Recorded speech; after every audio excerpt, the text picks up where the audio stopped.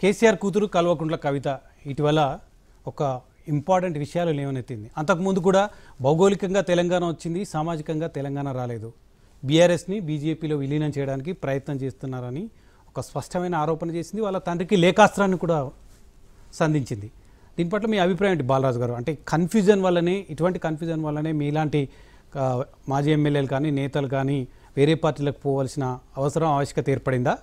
Of course అది కూడా ఒక కారణమే అనుకోండి. కానీ కవిత లేఖాస్త్రం సంధించిన తర్వాతనో లేదంటే సీఎం రమేష్ గారు మాట్లాడిన తర్వాతనో కాదు.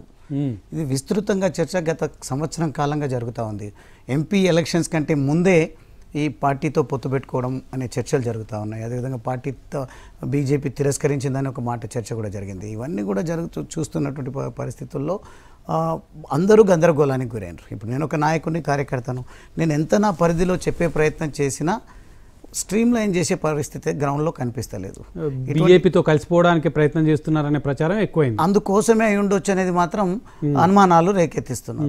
ఇప్పుడు ఆ దుస్థితిలో మేము ఒకవేళ నిజంగానే కాంగ్రెస్ పార్టీ మన శత్రువు అనుకొని వెళ్ళాలంటే నా నియోజకవర్గాన్ని గనక ఉదాహరణగా మీరు తీసుకుంటే, ఒకటేమో దుర్మార్గంగా ఇసుక దందా నడుస్తుంది. ముఖ్యమంత్రి రేవంత్ రెడ్డి గారి సొంత గ్రామంలో, సొంత మండలంలో దుందుబి వాగులో దందా నడుస్తుంది.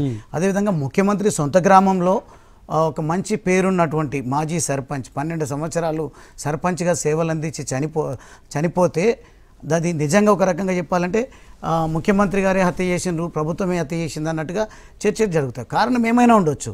ఒక మనిషి చనిపోయిండు, అది సమస్య జటిలంగా కనిపిస్తుంది అన్నప్పుడు అక్కడికి ప్రధాన ప్రతిపక్షంగా వెళ్ళాలి. అదే గ్రామానికి యాదయ్య అనే ఒక జవాను చనిపోతే, యాదయ్య చనిపోయినప్పుడు తెలంగాణ ఉద్యమం తీవ్రంగా నడుస్తూ ఉంది. పక్కా సమైక్యవాదిగా చంద్రబాబుకు పేరుంది. ఆ రోజు చంద్రబాబు గారు కూడా ఘటనా స్థలానికి వచ్చి వెళ్ళడం జరిగింది.